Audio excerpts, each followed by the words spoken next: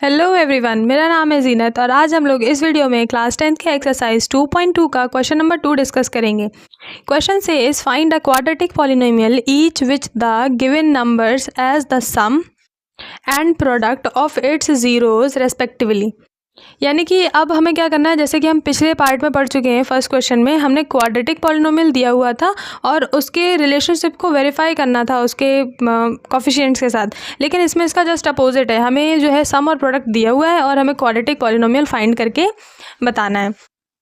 तो बोल रहा है कि रेस्पेक्टिवली क्या समझना है हमें कि फर्स्ट नंबर जो दिया है वो सम है ज़ीरोज़ का और जो सेकेंड नंबर है वो क्या है, प्रोडक्ट है ज़ीरोज़ का।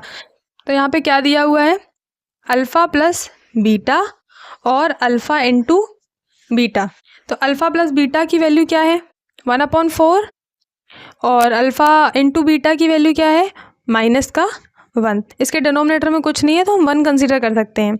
अब देखिए, ये तो वो है जो इन्होंने दिया हुआ है, लेकिन हमें पता है कि अल्फ़ा प्लस बीटा जो होता है वो -b/a के बराबर होता है। अगर हमें क्वाड्रेटिक पॉलिनोमियल बनाना है तो क्वाड्रेटिक पॉलिनोमियल किस टर्म में होगा, ax² plus bx plus c के टर्म्स में ही होगा।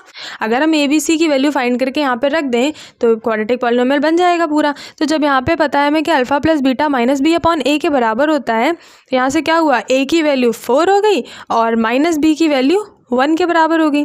तो यहाँ से हमने लिखा इक्वेट करके कि b की वैल्यू -b की वैल्यू किसके बराबर है, 1 के बराबर है, और a की वैल्यू किसके बराबर है, 4 के बराबर है।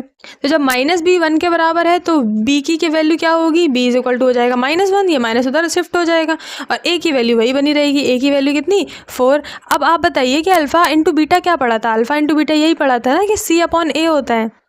तो a यहाँ पे 1 है, यहाँ पे 4 है, तो कुछ ऐसा हम मल्टीप्लाई करेंगे न्यूमरेटर डिनोमिनेटर में कि दोनों का a इक्वलाइज हो जाए।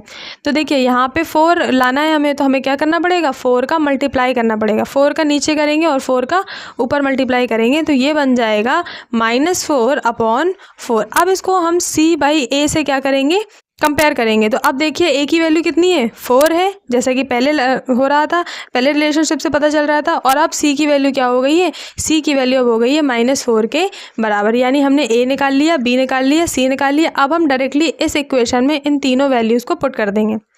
तो देखिए ax² यानी कि हो जाएगा 4x² प्लस bx यानी कि -x प्लस c यानी कि -4। तो हमारा जो रिक्वायर्ड क्वाड्रेटिक पॉलिनोमियल है वो क्या है, 4x² -x -4।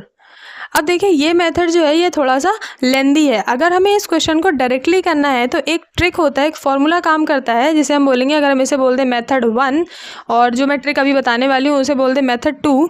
तो मेथड 2 क्या कहता है, मेथड 2 में एक फॉर्मूला है कि अगर आपको सम और प्रोडक्ट दिया है ज़ीरोज़ का और डायरेक्टली आपको क्वाड्रेटिक पॉलिनोमियल राइट करना है, तो इसके लिए करना क्या होगा, x²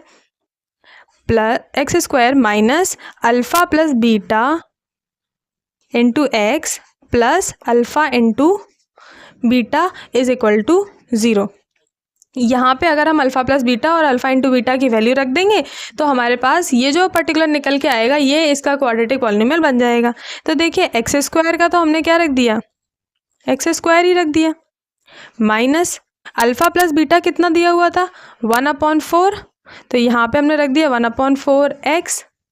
अल्फ़ा इंटू बीटा कितना दिया था, -1, तो यहाँ पे हमने रख दिया -1 इज इक्वल टू 0। अब आप सोच रहे होंगे कि ये और ये तो मैच ही नहीं कर रहा, बल्कि आपने तो कहा था कि क्वाड्रेटिक पॉलिनोमियल इस फॉर्मूले से निकल आएगा।